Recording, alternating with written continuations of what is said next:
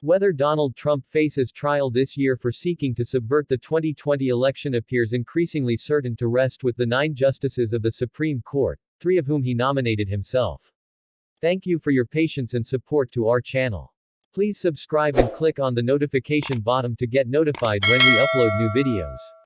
Thank you. Trump is expected to ask the High Court to stave off the trial following Tuesday's ruling from a federal appeals court that emphatically rejected his bid for presidential immunity from the criminal charges.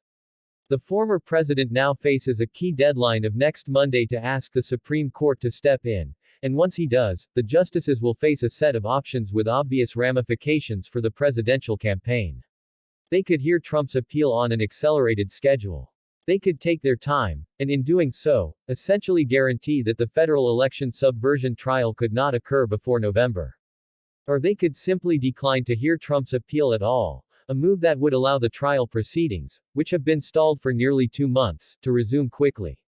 And as if the choice weren't fraught enough, the High Court is grappling simultaneously with a separate Trump question of historic proportions, whether the 14th Amendment's insurrection clause disqualifies him from running for president again. The court will hear arguments in that case on Thursday after putting it on an unusually fast track. There have already been calls for the justices to similarly fast track the imminent immunity appeal. That's because each day that Trump's immunity claim remains unresolved is another day that his potential trial on the election charges brought by special counsel Jack Smith will likely be delayed. Here are the potential scenarios for how the High Court could handle the newest Trump problem that's about to arrive on its docket. The most significant victory for the special counsel would be a quick decision by the Supreme Court to simply decline to review the matter altogether, thereby allowing Tuesday's ruling from the D.C. Circuit Court of Appeals to stand.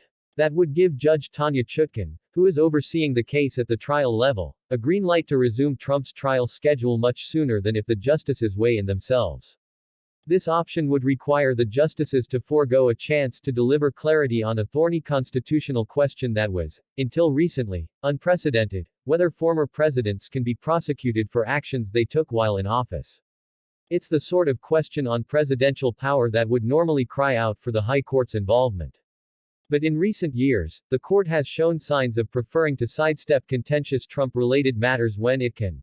From the January 6 committee's bid to access his presidential papers to his failed effort to block another House committee from obtaining copies of his tax returns. The special counsel's prosecution of Trump in Washington, D.C., has been on pause since early December, when Trump first asked appellate courts to declare him immune from the charges. 56 days elapsed before the D.C. Circuit rejected his argument on Tuesday, a delay that has already forced Chutkan to postpone her planned March 4 trial date. If the Supreme Court chooses to weigh in, the trial proceedings will almost certainly remain frozen in the interim. Even a highly expedited schedule at the Supreme Court would likely take at least a month or 2. And if, at the end of that period, the High Court were to reject Trump's immunity claim and allow the trial proceedings to resume, Chutkan has assured Trump that she will give him additional time to prepare for a trial. The bottom line is that, even with speedy Supreme Court review, a trial probably could not begin until the summer at the earliest. And because the trial itself is expected to last several months, it could easily brush up against the Republican National Convention in July, the general election campaign, or even Election Day itself. Trump's dream scenario, of course, is for the Supreme Court to take up his appeal and declare him immune from the criminal charges. But a close second-best option for Trump does not even require the court to rule in his favor, it simply requires the court to take up the appeal without any accelerated time frame. In the ordinary course, a case added to the court's docket at this point in the year would not be heard until the fall. If the justices chose that route, the D.C.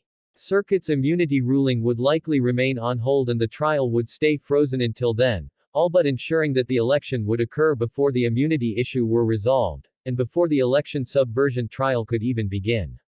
If Trump is elected and takes office before the case goes to trial, he could call off the prosecution altogether. The justices will undoubtedly be aware of the practical implications of delay. But some justices may resist the idea that the campaign calendar should have any bearing on their scheduling, especially when they already are immersed in a different highly expedited Trump case.